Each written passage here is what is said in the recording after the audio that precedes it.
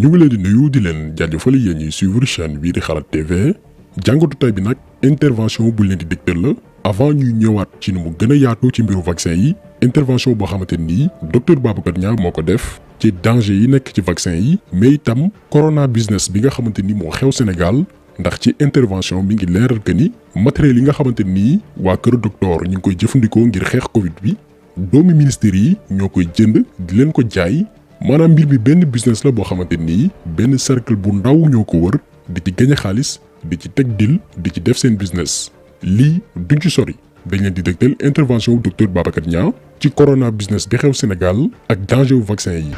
Il y a pas de vaccin bi. Il y a au moins 3 vaccins. Oui, il y a énormément de vaccins. yi justement. vaccin yi ni ko maître waxee nag on a été formaté par les Français. On s'est allié avec les Européens. Donc il y a le vaccin européen que toute l'Afrique connaît. Donc c'est devenu une guerre froide. Cette santé-là. Non seulement il y avait du business, mais c'est devenu une question de pouvoir aussi. Russie ñoo jëkk a génne vaccin. Président bi vacciné wu vacciné doomam. Loolu la ñu wax ne sax bu ñëwee defe naa Macky moo war a jëkk a vacciné wu wax doomam. am na ñu ko wax Sénégal ñu ne ku jëkk andi vaccin bi fii yaa koy jëkk a vacciné wu. Le président russe a pris, il s'est vacciné, il a vacciné sa fille. Silence total, je crois que c'était au mois de août wala le mois de kii. Alors ñële di daw na kërti kërti. Les Chinois nag moom mosuñu dégg seen bopp sax dafa naa ñu est-ce que jëkkuñu génne.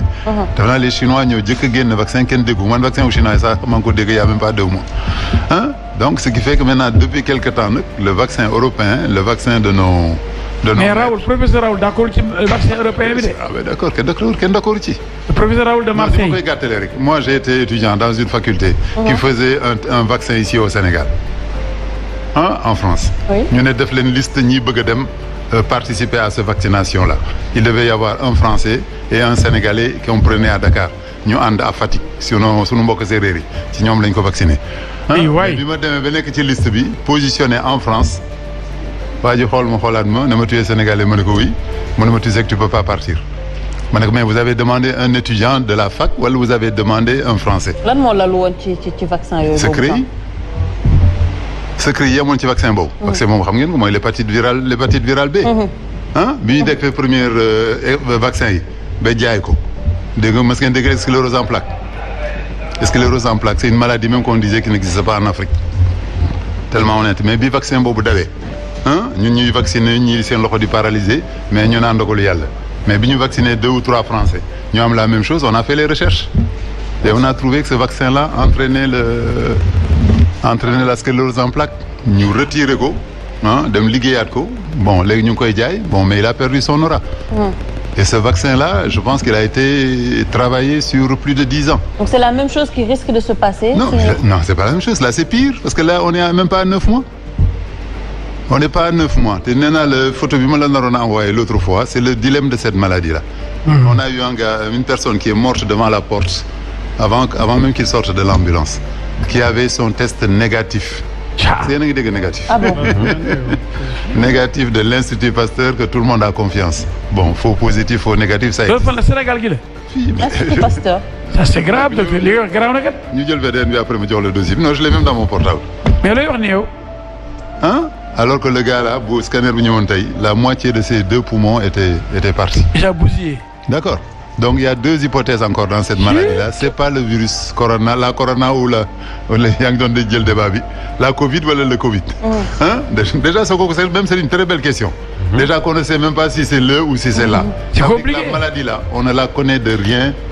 Donc on ne maîtrise pas maîtriser guñu maladie bi ak ay mutation wam. waxtuma la nag di ko jël.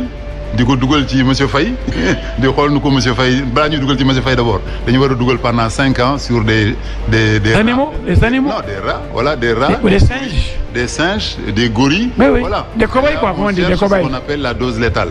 Dose létale mooy dose bi nga xam ne mooy rey moo mën a rey nit ki moo mën a rey animal bi déjà.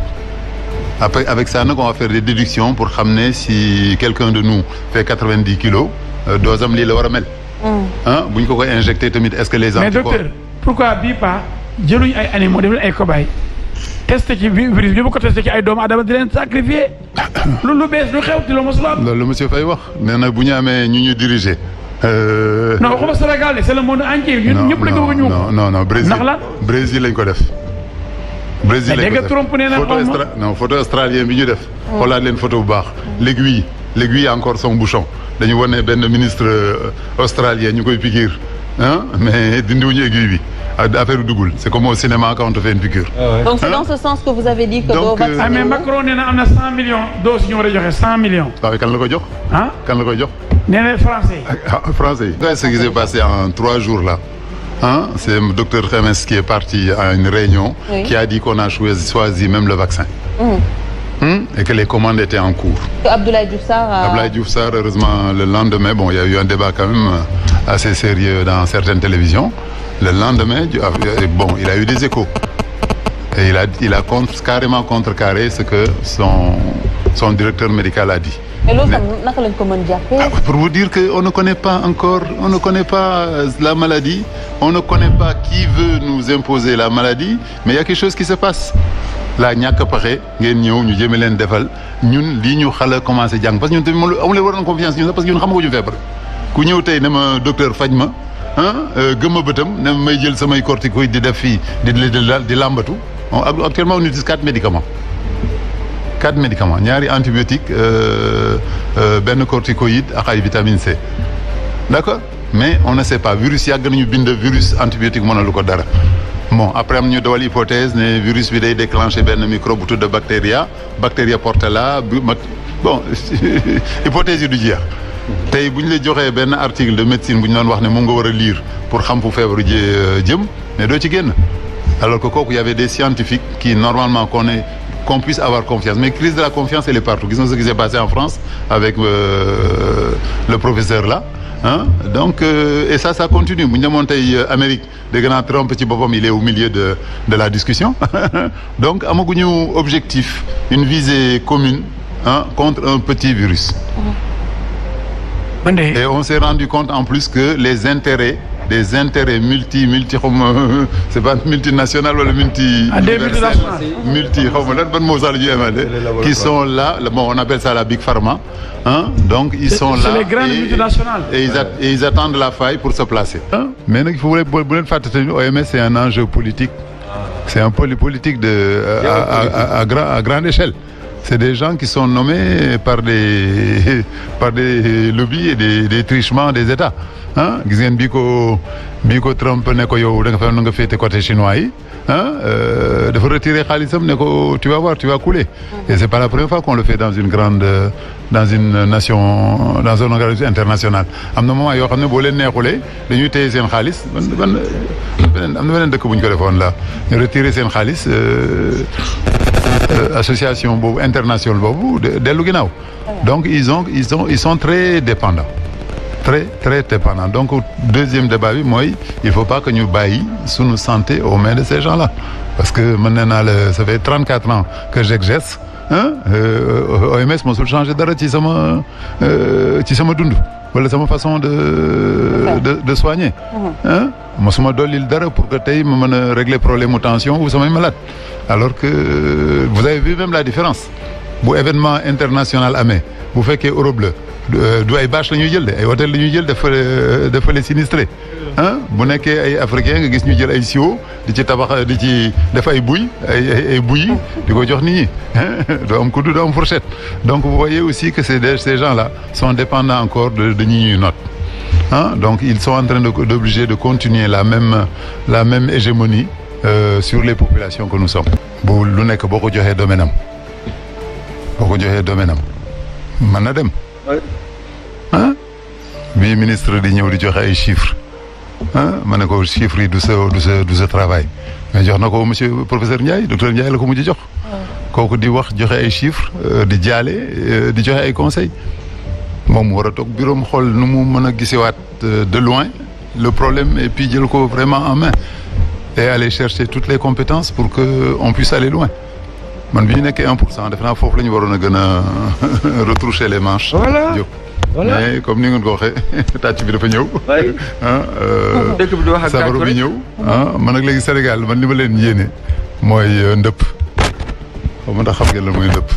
Mor Mbaye doon na ko wax il faut un ndëpp national parce que dëkk bi daa bëri dox de. il faut nga commencer xam sa problème bi nga am nga oo ñëpp say mbokk yëpp pour ñu jàppale la parce que ndëpp c'est ça la réalité ndëpp da ngay am sa ndëpp bu ñu koy def du kenn moo koy def c'est toute la famille tous les parents tous les amis qui viennent ñu jàppale la donc je pense qu'au Sénégal foofu la ñu toll il y a un moment où on doit mettre là le corona au milieu ñëpp ñëw ñu xool lu ñu mën a def ñëpp ñëw ñu xool mais ñu ngi gis ne que yaa ngi doon wax ne que peut-être par rapport ak gestes yu ñu jël par rapport ak li ñu teg tey jii pour xeex coronavirus est-ce que c'est suffisant yow da nga jàpp ne que peut-être dañoo waroon dem plus loin retour peut-être ci teguñu dara deuxième vague bi teguñu dara respect des mesures barrières dañu tàngal bool bi dañu tàngal dañu jël ceeb bi tàngalaat ko bëgg ko teg kan moo koy lekk nag bon concrètement lan lañ waroon def actuellement concrètement déjà waruñu woon toll fii vraiment on a eu l'exception africaine contrairement à ce que l'OMS même bi nga xam ne ñëpp si la ñu yaakaar pour génn ñu ci ils ont faussé dañu waxoon ne tey ñun ñëpp dañu fi toog mu la moitié là on serait plus là on serait enterré woon ñu ay camions frigorifiques en Amérique ñuy jël ay nit di leen ci dugal jël ay sac di ko tegle loolu la ñu wan ne ñu loolu bés bu ñëwee Afrique te kan moo ko wax ki nga xam ne moom la ñu gën a yaakaar léegi sur la santé au niveau mondial kooku bu demee wax loolu mais ñun dañu am chance lu tax dawuñu sax man je me disais bi mu ñu waxee loolu ku nekk waroon na jël tànkam commencé daw xam fu mu làqu ji mais heureusement on a retroussé les manches et on s'est battu et je pense qu'on est arrivé à un résultat qui était bien mais nag on est encore trop dépendant tant que dégguñu ne France am na lu fa xew fii du ñu def dara nee naa leen mi ñu ko gisee muy jëm ci ñag bi parce que bu ñu demee ba France nee nañu 50 000 ñoo fa nekk avion Dakar Paris ñaata la 5 heures da ngay jógee foofu te demain matin nga reer sa fii donc booy ñëw yëpp ngay indiwale kooku nag sur l'aéroport si on n'a pas voulu mais le premier cas ñun dañ ko waxul rek sunu mbokk Guinéen la ñu yëpp bii fii Ebola bi duggee Guinéen boobu mu luñ ko yekk saaga kat yi ñu ngi foon président monsieur le député avocat maître ma ne saaga kat yi sax dañuy xawoon di saaga Guinéen boobu te du feebar Guinéen bu feebar ñu di ko saaga on a insulté ce Guinéen là parce que il a rancœur mais bon malheureusement ou heureusement sunu mbokk français yi ñoom bu ñu defee dara dañuy tàccuwaat encore parce que boobu ñu demoon di dem noos dañu demoon noos yoon vacances au ski à la montagne ñëwaat dugal ko fii c'est pas normal on a les noms on a les prénoms on a leur fonction mais sutura lañ leen parce que suñu mbokk lañu ñoo ñu yor kii mais nag li ma ci jaaxal encore y a des comment ça s'appelle des inepties bu ñu inauguré récemment une centre de production de tests TDR ñu ne c'est au moment sax où le combat était fini ñu inauguré ko ne c'est pour sauvegarder la population c'est pour pouvoir les soigner gratuitement et que là on est là à la deuxième pandémie on ne voit pas de tests les centres de soins sont fermés il y a pas eu de réunion vraiment parce que bu ñuy wax riposte des combats de guerre la yor généraux yi dañuy taxaw ñu def réunion soldats yi taxaw garde-boue ñu dem en troupe mais là li ma leen di wax moom j'ai 64 ans j'ai vu tous les gouvernements passer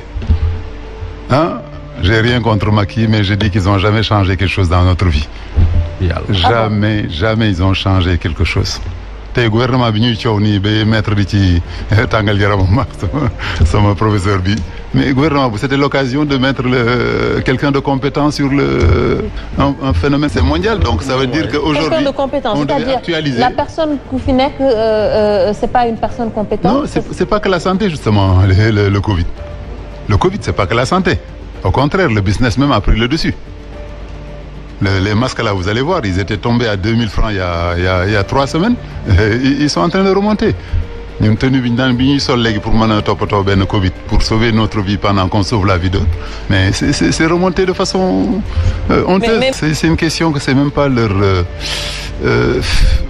ça ne les regarde pas actuellement si je vous dis que tous les matériels qu'on achète c'est les enfants de ces ministres là qui nous les vendent c'est grave c'est les enfants de tous ces ministres-là qui nous vendent le produit. Ça, c'est très, très grave, ça. C'est effectivement grave ce que vous êtes en train de dire. Les tenues qu'on achète, nous, dans le privé, pour les masques qu'on achète, c'est des enfants ils sont dañuy jox seen doom xaalis dem leen jëndi masque yi ngeen jaay ko ci dëkk bi. doomu ministre yi ñoom ñooy dem di jëndi ay masques docteur c'est ça que vous voulez dire. di jënd ay équipements pour ñëw jaayaat ko. bien sûr wala est-ce que duñ ko jënd sax dotation bi ñu war a jox Sénégal am na fu ñu koy jaaral jël ko di ko jaayaat ci dëkk bi te kooku ça date pas d'aujourd'hui. et l'État ne fait rien. de Adrien Diop bii gaañu nekkoon le premier professeur de médecine son fils on a été ensemble. mais nee na ma guddi 2 heures du matin la camion di gaaree seen buntu kër papa ji jóg signé papier bi oto bi dem oto bi di jubal hôpital am na feneen fu muy dem. te ça date pas d'aujourd'hui ça je vous dis ça date de quand j'étais étudiant de truc donc léegi est-ce qu'il y a même un magasin dans les hôpitaux. dans les hôpitaux j'ai même l'impression que dans la pharmacie il y a pas de magasin xam nga day am magasin normalement nga prévoir si demain le palu vient est-ce qu'il faut augmenter les moustiquaires wala yooyu mais yooyu amul. donc le plan aujourd'hui bu ñu ne la ñaati masque le gouvernement bi denc s'il propose de porter des masques s'il oblige les enfants de porter des masques et qu'il leur donne pas est-ce qu'on a un stock de masques est-ce que maintenant qu'on a su que le masque était important était stratégique et même un plan de guerre est-ce qu'on a un stock de masques aujourd'hui au Sénégal donc loolu nag ne la wax ne cette la logistique à mettre c'est pas une question de ministre de la santé c'est une question d'un général d'un commercial et d'un exportateur, d'un importateur pour que au moins qu'on sache aujourd'hui où est-ce qu'on peut trouver les masques fan la masque yi gën a yomb tey mais xamuñ ko